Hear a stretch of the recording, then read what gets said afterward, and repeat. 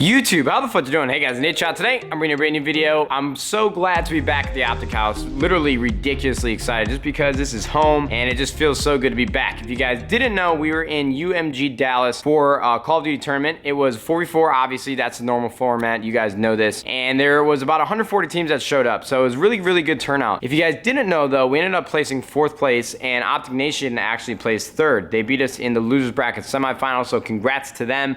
It was a really fun tournament and probably one of my personal best, but individual performance really don't matter if your team is not winning the tournament. And although I'm not really too disappointed in our finish, I definitely would like to be placing 1st and winning every event. But regardless of that, I'm really proud of the way the team played. We battled back all the way through losers bracket on Sunday and had really good performance. And if it wasn't for a couple maps here or there, I think we would have had a really good chance of actually winning the tournament. But I want to thank every single one of you guys for personally supporting our squad, just as you guys always do.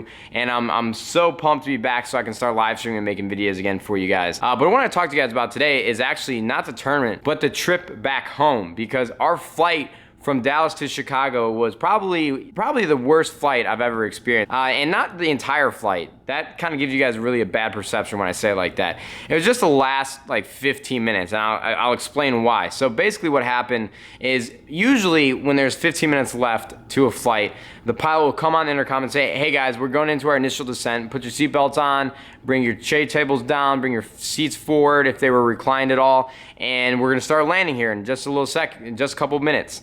But the second part of his message is the one that kind of threw me off. Basically, he said, we are going to be experiencing some turbulence as we come down. So I'm just sitting here thinking like, God damn it, not again. And I know that turbulence, the odds of the plane going down from turbulence are extremely high. It's like, it's still, when the plane is shaking, you're 30,000 feet in the air. And I'm telling you this, humans are not meant to be that high. Humans are not meant to fly.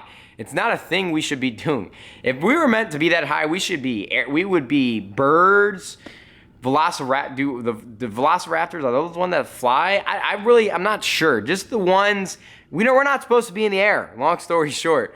But regardless of that, the 15 minutes started and we started descending, and then all of a sudden it gets a little shaky. Now, if you guys have never flown on a plane before, turbulence usually is just a little bumping up and down. So basically we got into wind shears. Now, I had no idea what those were, and I still might get this wrong, but the wind current, the way it was blowing, was causing the plane to, no lie guys, tip and turf.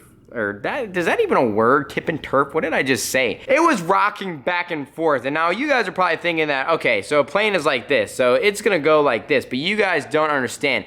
It was in the process of doing like a barrel roll, and we're getting close to the ground, and everybody on the plane, you could just hear that dead silence. Honestly, there was no noise except for like the engines on the outside and you hitting the wind. And it was honestly probably going on for a minute, and I had like the craziest adrenaline rush. And so after that happened, we were about probably like 1,000 feet in the air, and it kind of settled down. And then apparently the pilot came on the intercom after this happened, but he said that we were at about 300 feet, guys. So we were very close to landing the actual plane. And so the turbulence had subsided. We're all just sitting back and we're ready to land, and I'm good, no worries at all. It's like, okay, this is cool. And then all of a sudden, as we're going down, we just spring right back up. You hear the engines go full throttle, and we just start on such a dramatic incline. And I'm going and thinking to myself like, what the hell is the problem now, dude? Please just get me on the runway. And you guys need to understand, when I had the windows down, it was extremely cloudy, and it was storm clouds. So I'm thinking, dude, did we just we can't land? Is that the problem? What is happening? After like a 3-minute climb, like a steep dramatic climb, the pilot finally comes on the air and says that we hit wind shears and we had to do a fly around and land a certain way. We had to go from the east instead of the south, I believe, is what way we originally came in. So after that had went away, I was like, all right, cool. We'll go back around, we'll land, and we finally did do that. But the problem is that these storms were getting a lot more severe. So finally when we made it to the runway, they basically told us that you guys have to sit here for an hour because they've shut down all the ramps and you guys can't get off the plane because the other planes aren't leaving the gates. So we were basically just stuck for an hour, just sitting on the plane prior to the 2 hours. So collectively, we should have been in Chicago by 12, and we didn't really get to our gate and get off the plane until like 1:30 or 2. So, like, I wish that I could tell stories better because the actual plane ride was just so dramatic that you guys wouldn't understand it unless you're on the plane. Everybody from my team tweeted it out as soon as we landed, like, oh my God, I'm so glad that we're on the ground safe and sound.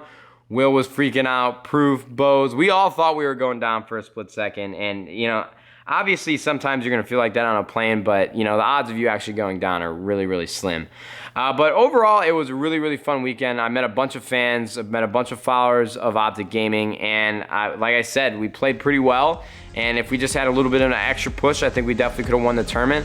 But thank you guys again for supporting us in the live stream. We trended a couple times worldwide on Twitter. That's absolutely unbelievable.